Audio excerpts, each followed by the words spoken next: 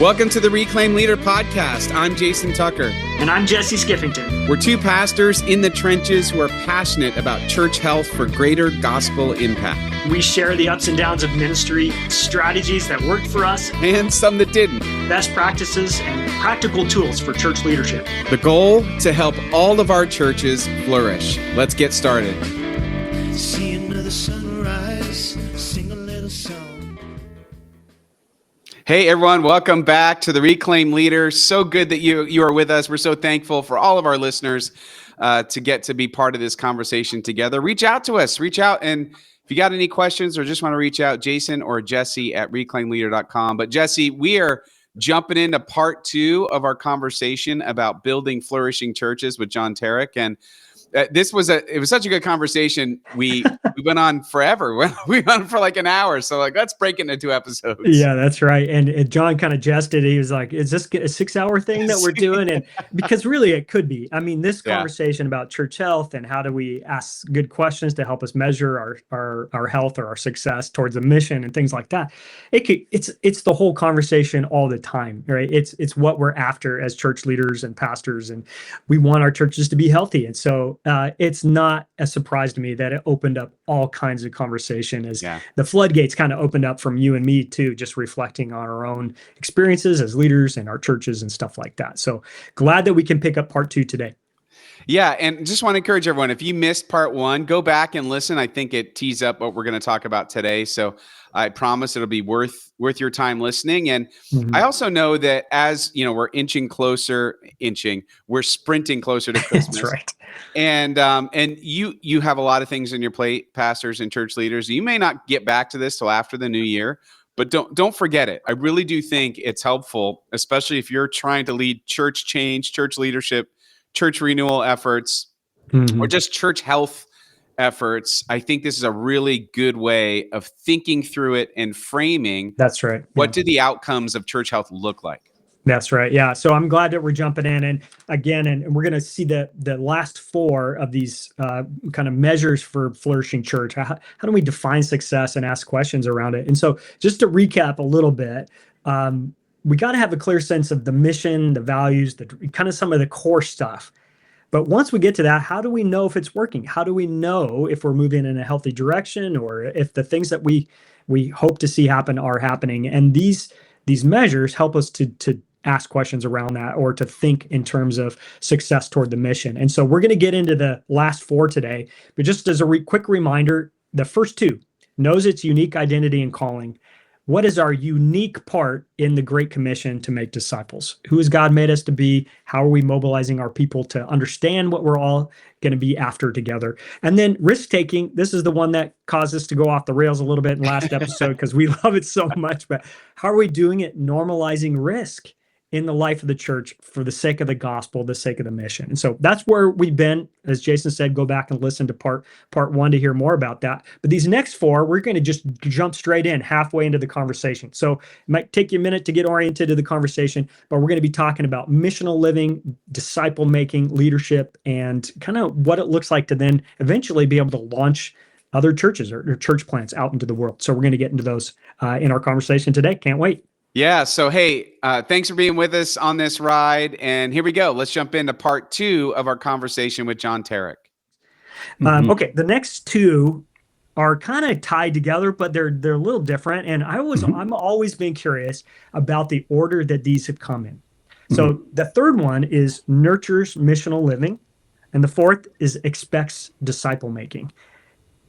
So maybe, I don't know if we want to get into the weeds of how come disciple making comes after missional living and vice versa, or maybe it doesn't matter. Maybe they're on the same plane. Maybe there isn't an order. I don't know. But let's talk about each of these. So nurtures missional living. What do we mean by that? What is missional living? Yeah, I think it's one of these words. Missional has been over the last 20 years or more, it's just been a word that's just been maybe overused in the church, I guess, sure. Like other things. But what it gets to is basically, being on mission for Jesus outside of the 4 walls of the church. It talks about that as some of the subpoints. So what we have experienced over time, again, in our model of church with professional clergy, is that and we could even talk about the disciple making piece too in this, is combining them, is that a lot of times the expectation of the member or the covenant partner is that the professional clergy will do the work that's necessary to make disciples and necessary to reach the lost. Okay. And they fail to see the responsibility that they have in doing that as a disciple themselves. So what we wanted to make sure was understood is, again, the priesthood of all believers is that, we have an individual responsibility to reach the lost. That's what we're taking part of as a mission here. So living that way, understanding that is our call to be on mission for Jesus, to make disciples, again, combining them together, as you said, and suggested. I think that's a great suggestion, but then we'd only have 5 and not 6. So we needed 6. No, I think they're distinct in a good way. Yeah. I think part of it is, sometimes we get stuck focusing inward, and disciple making is outward and inward, but sometimes that word, even disciple making, can kind of be like what we do to nurture and cultivate faith in the life of Christians and believers as followers of Jesus. And that missional piece, I'm so glad it came first, because it asks, some of the subpoints are so good. How are your members or covenant partners doing it, spending time on mission outside of the walls of the church? Yeah. As the first question. And I love that. My friend Eric Jacobson out here at First Pres, they had this thing where they wanted to measure this. And so they gave everybody in the congregation like an opportunity to score themselves. And they called it Go Scores. So every time they went and went into a business and prayed for the business, or reached out to a neighbor, or served in some way outside of the church, they kind of contributed to the church's Go Score, living on mission score. Yeah. I thought it was so cool. And it just emphasizes that the life and ministry of the church is beyond itself, not just for itself. And so I'm glad that we have them distinct, and that one's first. So I should have probably led with that. But no, I appreciate that. The navel gazing that goes on is just incredible inside the church. There's no doubt about it. But also, just one of the subpoints really is just understanding that as Christians, we can't just live in a Christian bubble in a sense of just only having Christian friends, right? We want to be talking to and being friends with non-Christians. That's part of it. And that would be a great. I think we asked this in the church health assessment too, is like, how many non-Christian friends do I really have? I'm so comfortable with my Christian friends, and I kind of don't want to get involved in all that crazy stuff that's happening over there. But again, being on mission, it requires us to be in some of these difficult and for sure tough situations. Yeah, and I think some of the questions that were asked in this category about how are your people doing at living this way. And our leaders kind of scored ourselves pretty low on this when we were going through the assessment, and it was kind of discouraging. But then we actually started to look around and go, actually, a lot more of this is happening than we realized as we started to have conversations. And so being able to celebrate this as a measure of church health was a gift. There are people doing all kinds of awesome stuff in our community that we want to include as an expression of the church. And so anyway, really good stuff. I don't know, Jason, missional living. Yeah, no, I just think that churches are transformed when the congregation takes it upon themselves to do ministry like this, like actual evangelism. I think it changes. I mean, we know that the number one, hands down, all-time champion of evangelism is personal invitation. And that only happens when people personally invite, not just the church staff. So I think empowering the congregation to tell their story of faith, to invite, to create a culture of invitation is where everything we do is an invitation toward Jesus, whether you've been walking with him a long time or you still aren't sure who he is. So, I love that that's in there. I think that's a great one. Yeah, good stuff. And so the second one in that kind of this middle third is disciple making, or expects disciple making. And I think this is so crucial, and of course is important that we define, what do we mean by disciple making? What is a disciple? What is it that we're after? I don't know. Any thoughts you just want to throw in around that one, John? Well, I think that this is where the vision frame for local church is so important too, right? So if discipleship, and I'm sure it is in most churches' mission statements, how do we know we're successful in making a disciple. And so even at some of our leader meetings, the thought has been thrown out to say we might have to define it. And I think that might be part of the issue too, is that if we put 12 people in a room and each define discipleship, we might come up with different things. So we have to start getting to a place where we can say that maybe by seeing some typical types of behaviors of a disciple that we expect out of our people, but we need to do a better job of defining what a disciple looks like and putting some kind of measurement on it. Otherwise, we're just using the term so flippantly, I think, that we can get away with it at our level to say, okay, we expect disciple making. But, if disciple making is happening at a local church, again, how do we answer that question of success? So that piece, I think, we would love to leave it to the local church to define it themselves, but it sounds like it's even difficult, even at that level, to come up with a consistent answer that everybody agrees with. So that I invite your experience with it, each of you, to kind of figure out how that is best played out, because again, we just use these terms so much, but what's the definition here? And that's a hard one. Yeah, Jason's already got it figured out, I think. But I mean, a little bit, I think you have, Jason. I say that a little bit in jest, but part of it is it kind of ends up becoming a circular argument, right? We want mature followers of Jesus. Well, how do we make mature followers of Jesus? I mean, so then you have to start to define, like, however you describe that mature follower of Jesus who impacts their community or whatever. How do we help them get there? How do we take someone who doesn't know Jesus yet and help them get to that point? How do we come alongside what the Holy Spirit is doing in their life, or how can we contribute to that and be a part of discipling one another? And so, Jason, we talk a lot about discipleship pathways here, because we want to think about what are steps that we can help people take along their journey. And increasingly, everybody's so unique. Every church is unique. Every disciple is unique. So there's sort of a uniqueness to that too. But what are some of the things you guys do at Tower Hill to kind of help people through this discipleship pathway process? Yeah. So, I mean, I think that's part of it. It's inviting everyone to take a step, which is nothing new. A lot of people have next steps language. But the real issue that we are constantly wrestling with is how do you scale discipleship as a larger church when discipleship is inherently relational. So you can't just program it. However, what we really want to do is scale one-on-one disciple making or mentoring. And so that's the thing we're constantly pushing at. So we do create pathways for people to take a step.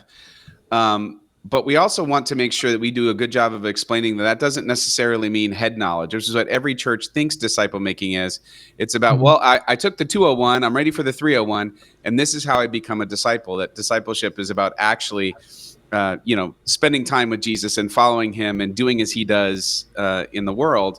And so part of that's a reframe, but you got to get him into the room to have the conversation. So that requires some sort of programmatic level. So again, what we try to, I think for most churches, the real issue is that there isn't a strategy. It's just sort of like we sort of cross our fingers and hope disciples are being made. Yeah. And so that's why I think this is so important. And I think Eco really got this right to put that in here is, how do we make sure that we are intentional about what we mean when we talk about making disciples and that we're tracking it somehow, whatever that looks like. Yeah. And I think some of the work we've done with coaching, and John is a certified coach and he's taught me how to be a coach and ask better questions and things like that. I actually have noticed my ability to help people explore their own discipleship has grown immensely through question asking rather than saying, take these steps or do these things. Things like, how is God calling you to grow right now? What's an area of your faith that you feel could use some work or that you want to explore?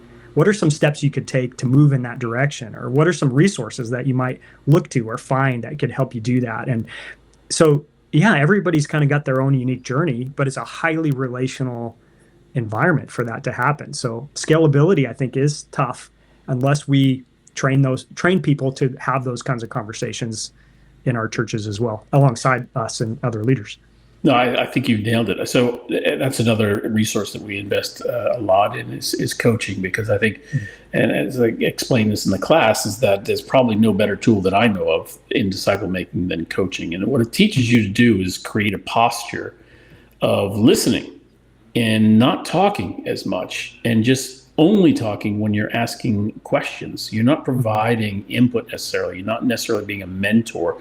Now, that's important if you're a mature Christian and you're pouring into a younger Christian. Yeah, you're gonna have some opportunity to input some wisdom. But if you first assume the posture of a listener and just a question asker, that's going to go a long way. Now, this also, what it does is it changes the mind frame of the person that's being a disciple maker, or a disciple maker, right? So if you're not putting the pressure on them, this is what I think a lot of people feel in the pews, is that if we're saying pews still anymore, maybe that's something we need to change too.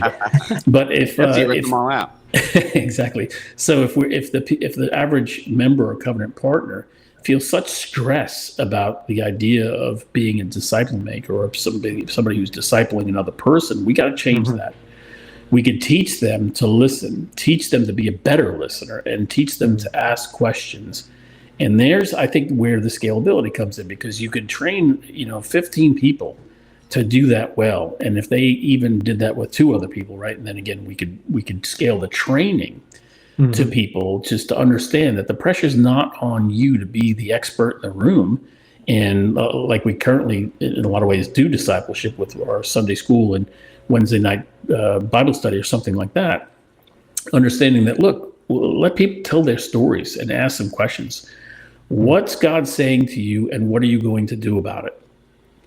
It's 2 simple questions that can unpack a lot. If you have the time to listen and just ask those questions, and then have them discern the next steps in that. Okay, well, where do you think you can get more information on that? Or where in Scripture can you look to understand this better? Simple things like that can go in such a long way into the discipleship process, and allow it to flow out through the congregation, and not have it be the expectation that the paid clergy are going to do it all. Yeah. And I think there's some ownership that happens when they're the ones articulating all of that too. Yeah, for sure. Good stuff. Yeah, we could go on at length about both of these areas, I think, because this is. I blocked out 6 hours. I don't know how much time. 6. I love it. Is that all you got, John? Given to me? Yeah, no, I was told. A 12-part episode. So I was told that this goes on, and a lot of fame and it does, monetization actually happens from this. You may get 1 or 2 emails out of it. It's going to be amazing. I know. Yeah. I don't. Yeah. I was doing a podcast. I had our podcast that we were hosting. I had tens of followers. It was amazing. Yes. We were really reaching the masses. It was incredible. Well, my mom clicks on each episode about 5 times, so we get It really helped. Tell her thank you again. Yeah, I do. She likes to bump up our viewership. Okay, last 2. Let's look at these, because again, measures. Thinking of if our church can ask questions around these 2, it gives us an indication of maybe where work is needed or where we're doing well. But the 5th one is generates multiplying leaders, and it sort of relates to what we just talked about, right? Yeah. But just say a few things about that, if you would. Well, I think every church should have a leadership development pipeline, right? Our hope is to raise up the next pastor, raise up the next leader in whatever form or fashion that is. So we should be thinking about, in our churches, what does that pipeline look like? We don't want to, again, create this divide between clergy and laity, but we want to move people along, as we're talking about discipleship pathways. So next steps for people to lead. We want to see people leading in Christ. So that is, again, each church is going to look at that differently. But if we see people, a church that might have a lot of older folks, it doesn't mean that they're exempt from this. It's like they need to lead in a certain way in whatever chapter of life they're in. So we want to be in the process of identifying leaders. How many times I see smaller churches recycling the same elders over and over again, giving them that 1 year off. But no, the role here is to develop leaders that can take those spots and continue on in ministry. So we need to be doing that. And that is, as you said, part of the discipleship pathway as well. But let's identify those who have specific gifts to lead and advance them when we can. Yeah, I think this is a hard one for us to get our hands around, because I feel like sometimes there are leaders who come in who naturally do this. They're looking behind them to see who they can bring along. Others aren't. And I don't know, this is an area of growth for me, I think, to really help our church have something of a process or a kind of a defined pathway, even for those who want to explore leadership. And so alongside a discipleship kind of mindset is a leadership cultivation and development mindset, which I love the idea of. Pulling it off on top of everything else always kind of becomes a challenge. But Jason, where do you go to find your elders? We're in the same boat. This is a growth area for us. This is an area where I would score us the lowest. And it's the way it works now is, I mean, the Lord's bringing people to us organically, which is not a great system of development. And it's something we got to work on. We don't have this figured out. I think what we are good at is recognizing those in our orbit that we want to make an ask to, but it's actually, we need way more of these leaders. And so I think we need to cultivate them, not just sort of identify possible. I think we're doing like step one, but we need to do several more steps. Well, and sometimes it's the job description that we're asking them to fill too. So if we think that what we're trying to find is the next committee chair, that's people are going to shy away from that. They don't want that responsibility. So we have to do a better job of assessing how we want people to lead and formulate our governance so that we're not, every time we ask somebody, it's like, oh no, you want me to be the chair of Christian Ed committee or something like that. And that's going to involve this much time and that much responsibility. I have to convene all these meetings. We have to just look at it holistically to say, what does leadership look like in our church, and how can we make it so that it's palatable, one, but two, functional enough to get us through? So. That's right. That's so spot on. We've actually just kind of dove back into a conversation about church governance. We had this conversation a number of years ago, and now we're coming back to it and saying, are we still aligned the right way? Is our org chart the way it should be? And we went actually back into what is an elder and what is a session, and kind of getting back into some of the nuts and bolts of who we want to be as we lead together and how we want it to work. And so I think it is incredibly important, valuable conversation for the sake of the mission, again, is what this is for. Okay, last one, prepares to launch. Where are we going? Where are we launching to? Yeah, so this was more focused, I think, when we initially looked at it as far as the church planting initiative here, right? So what we wanted to do is we didn't want to attack church planting in a way that was going to have presbyteries plant churches or the denomination plant churches, pick locations, send somebody, this is the way it's going to work. No, best way to do church planting is have churches plant churches. I mean, and we're seeing this, like Highland Park does such a good job of this in Dallas, right? So they identify leaders, so they have the generating, multiplying leader stuff down, and they have the discipleship and missional living pieces down. And so what we've seen is them raise up people to go and start new churches that the church is able to support them. And so it actually has to take quite a bit of good leadership to get the church really thinking about this, is that, okay, the best way to reach the lost, we've been told, studies show, that is planting churches, right? So to convince your church that sending some of your best leaders away to go plant a church is a big deal. And so we wanted people to start thinking about this and understanding, going back to that phrase, what is at stake? What is at stake? And is it worth us raising up these leaders to send them off and plant new churches? There's several people in the congregation are going to think, oh, this is competition. Why do I have to think about launching new things and new churches and losing our best leaders when we have ourselves to think about, back to the navel gazing, right? So this is a lot of it. It's attitude. It's, understanding the mission at hand and understanding that our goal is to be launching, and it's not a cruise ship, but an aircraft carrier, all the other phrases people use about this, but it's true.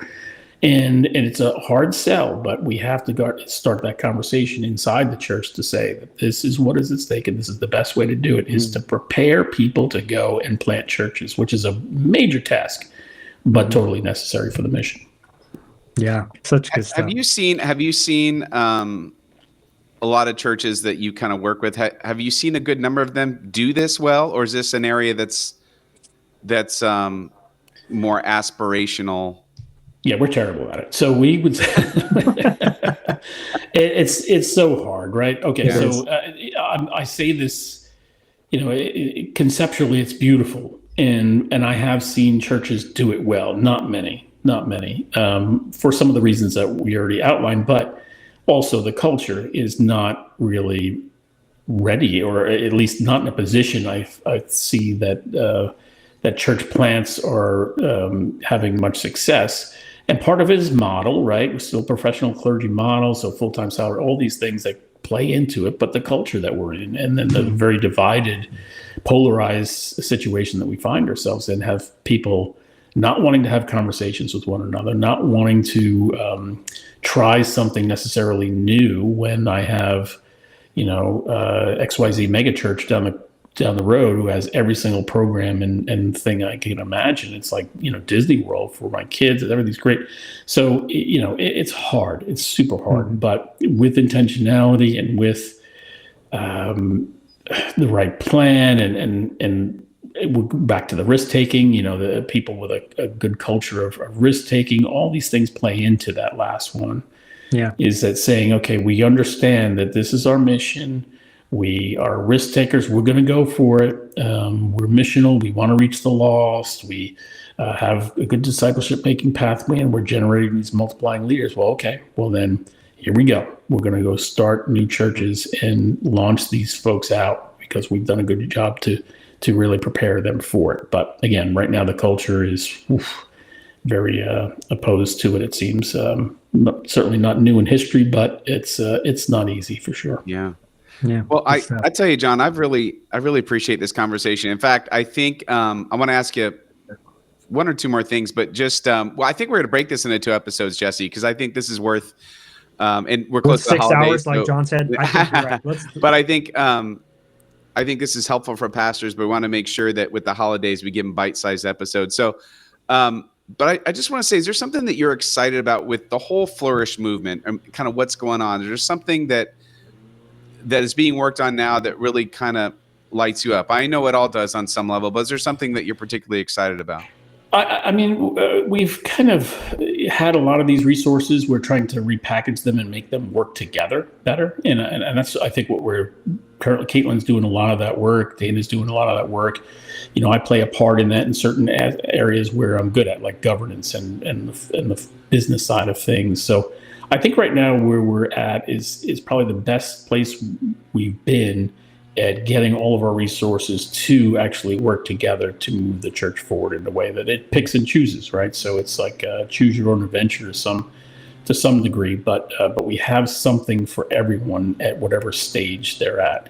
What I think I like to hear and what I have heard, which is really a blessing, is that when ECO is about its business, we're here to help pastors and leaders do the best that they can. We don't have a lot of control over anything. We don't have authority really, even at our level, at the synod staff level. We have some influence, which is great, but what we want to be known as is people coming alongside pastors who are in the thick of it and helping in whatever way we can. And I think we've done a good job over these 12, 13 years of now getting to a place where we think we have the right pieces in place after procuring a lot of different resources. So my excitement lies in that there's a clearer process pathway for people to see our resources and pick a place to enter that makes sense for them. Because in the beginning, we were trying to go pretty fast and furious of collecting different things, and not all of it worked together well.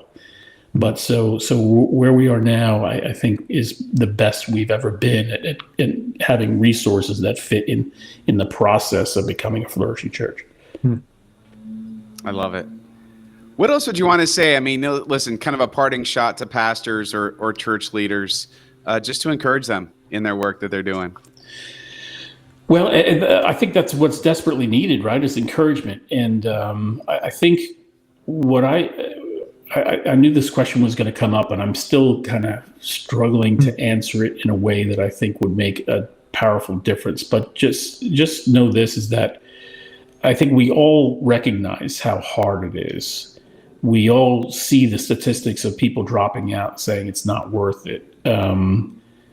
Here's what I would say. In a position like mine, I get to see the worst case scenarios in all churches. Like eventually the problems just wind up sitting on your desk, right? And you have to kind of help sort through the stuff. And yet, even with all that, there remains positivity that I think we're doing some good things and we're seeing some fruit, and the best is still yet to come. I really believe that. With some of the new statistics of seeing some of the younger folks taking an interest and really being reachable now, it's like, don't give up hope. Reach out. We can certainly talk through things. We are trained coaches. We like to come alongside and listen to what's going on. And, even if you want help selling an idea, or even if you want help talking to people who are really adverse to seeing things a certain way, we're here to do that for you. We're here to come in and kind of mind the gap in some areas, because we all know, because we've had experiences going to exponential like every year and coming home with 1 billion ideas, right? And coming back to the church and being swatted down. Yeah. Every single, no way is that working here. We're not doing that. We're not doing that. So you feel like you're alone, and you feel like you've got a good idea and you want to run with it. So we need to help you lead through that and help you sell that idea and help you, talk it through so it makes sense to people with different backgrounds. I get it. Sometimes coming from a business background, I look at some things and I'm like, my gosh, this will never work. But then, combined with all the different ways we look at things, you hear other perspectives and you realize, okay, well, there's more to learn here. So I'd say to encourage you to say, look, we're with you in this. We want to help, and don't feel like you're on an island alone. We want to, move your best ideas forward, because contextually you're going to know best what's going to work and what's not going to work. We don't have all the answers. We're not fools, right? But we have some good tools that will help you hopefully contextualize it to what makes sense for you. Yeah, such good stuff, John. Well, hey, listen, appreciate you taking some time. And, you can go take it up with Caitlin about who's been on the podcast the most and all that stuff. Hopefully mine lasted the longest.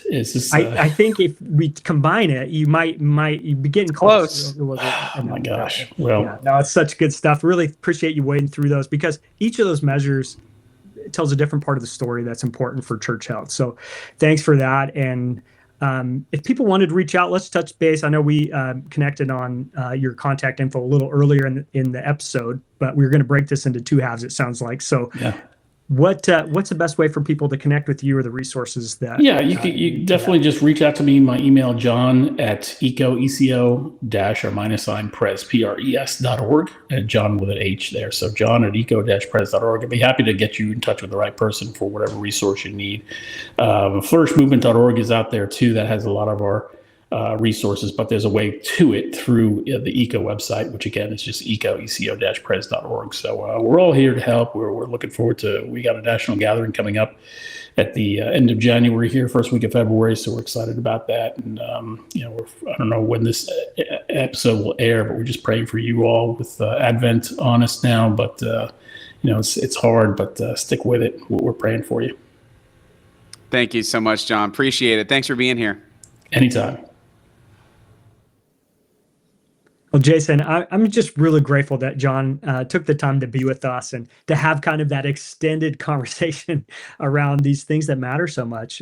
How do we know if our churches are healthy or moving in a healthy direction? And how can we be honest with ourselves as leaders and with our leadership teams about where we are, so that we can make progress towards where we want to be, where God wants us to be? So really grateful for the conversation. And I was kind of reflecting a little bit on kind of where we land a little bit as John was sharing his heart, that you're not alone, that there are people who are working on these resources and these tools for churches, but that there are other pastors like you and me, and we're in this thing together, all trying to work towards healthier churches for the sake of the gospel mission. And so that's my takeaway, Jason. I'm not alone. You're not alone. We're in this together. God is at work.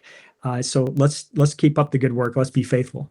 Yeah, I think I had some similar thoughts, and when he talked about coming back from the conference and being all excited and coming back to a church, just slam the door on every idea.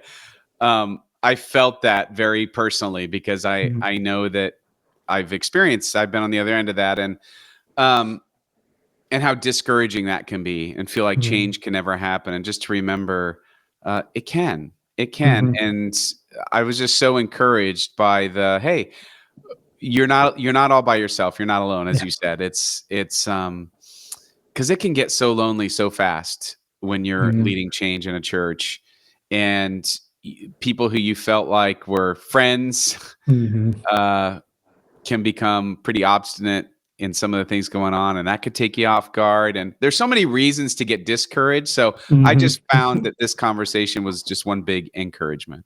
Yeah, good stuff. And anyway, thanks again, John, for taking the time to be with us and for your good work there. And it sounds like maybe having John back on for another conversation at some point will be good. We'll talk governance maybe, or coaching, or some of both of those things. Yeah. And so as we're getting ready to close out the year here at the Reclaim Leader, and we're going to do one more episode on Christmas Adam, as we jokingly call it, the day before Christmas Eve. And we're just going to talk about kind of the end of the year and some thoughts and dreams that we have going into 2026, if you can believe it. And then we're going to take a week off. We're not going to post an episode on the 30th or whenever that date is. Yeah, it's the 30th. We're going to come back in that first Tuesday of January. So anyway, I hope that all of you're feeling encouraged, and you know that as you go into this Christmas season, you're going to have a chance to really deliver the gospel in a meaningful way for people whose ears are desperate to hear it. And so I just want to don't give up. I know this is a fast sprint to Christmas, but you got this, and you have been put in position for exactly this by God. So if God trusts you to do it, I think you could trust you to do it. So go good for stuff, it. Jason. I love it, man. Good stuff. And just want to say thanks again to you for all your good work and helping get this podcast out there and helping create a space for us to be in conversation with each other. So grateful for that as well. Well, as we say, ministry is hard. It is so much better when we do it together. All right. Take care, everyone.